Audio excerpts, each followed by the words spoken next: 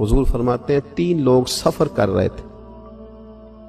یہ آپ اندازہ فرمائیے، صحیح مسلم کی حدیث ہے، اور ذرا حضور کے سمجھانے کا ایک یہ رنگ بھی ہے اللہ کو منانے کا، ایک یہ انداز بھی ہے اس کی بارگاہ میں گزارشات پیش کرنے کا.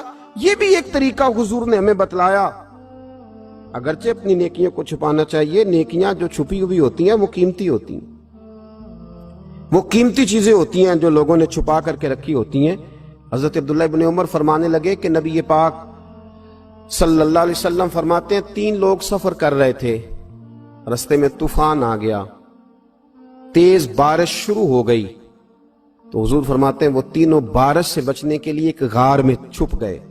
ان کو پتہ ہے پرانے زمانے کے اندر غاریں ہوتی تھیں، اور لوگ جب سفر کرتے تھے لمبے تو پتھروں اور پہاڑوں کے بیچ میں سے سفر کرتے تھے. وہ غار کے اندر چلے گئے. اب چونکہ طوفان بہت زیادہ تھا، جب وہ غار کے اندر چلے گئے تو اللہ کے پیارے حبیب صلی اللہ علیہ وسلم فرماتے ہیں پتھر اوپر سے لڑکتا ہوا آیا اور غار کے منہ کے آگے آ کے اس نے غار کو بند کر دیا. اب اتنا تیز اور اس مضبوطی کے ساتھ وہ پتھر لگا اور اتنا صحیح فٹ ہوا کہ اندر روشنی آنی بھی ختم ہو گئی. اب 3 لوگ ہیں. تھوڑی دیر تو وہ پریشان رہے کہ شاید اب کبھی بچ نہیں سکیں گے، شاید چاروں جانب اندھیرا ہی ہے اور اندھیرا ہی رہے گا، شاید یہاں سے نکلنے کے لیے اب ہمیں کوئی رستہ میسر نہیں آئے گا. وہ پہلے تو پریشان ہوئے، پھر کہنے لگے یار اس طرح کرو، ذرا غور کیجئے گا میری بات پہ. فرمایا اس طرح کرو، اگر کوئی زندگی میں نیکی کی ہے نا تو ذرا اس نیکی کو یاد تو کرو، اور یاد کر کے اس مالک کے حضور عرض تو کرو، وہ کریم ہے، کوئی آنکھو شاید من جاوے تے گل کم تتڑی دا بن جاوے. عرض تو کرو ان میں سے. یہ آپ اندازہ فرمائیے، یہ بات بیان کون کر رہا ہے؟ یہ مدینے والے رسول بیان کر رہے ہیں، یہ نبی پاک علیہ السلام نے بیان فرمایا.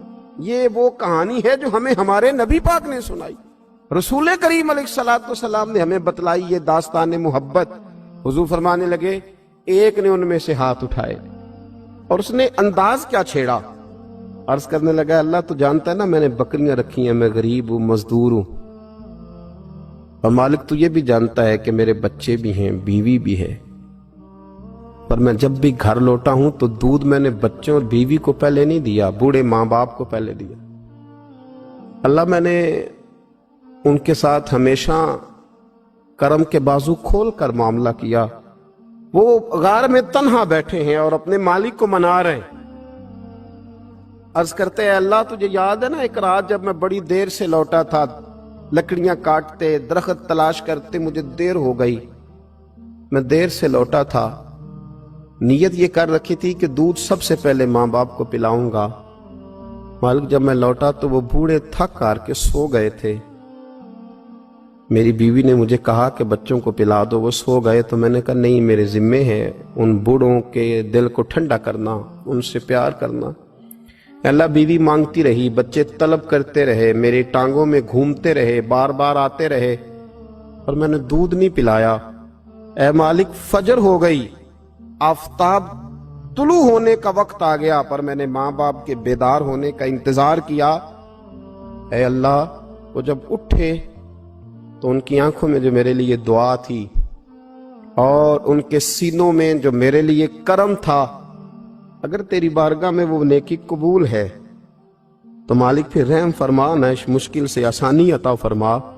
سنو رسول کریم صلی اللہ علیہ وسلم فرماتے ہیں کہ اس بندے کی دعا مکمل ہوئی تو پتھر تھوڑا سا سرک گیا، اور اتنا سرکا کہ آسمان نظر آنے لگا. جس نے ماں باپ کو منایا ہے، ان سے پیار کیا ہے، پھر یہی بات وسیلہ بن جائے گی رب کے ماننے کا، پھر یہ وسیلہ بنے گی، اللہ اس سے مان جائے گا.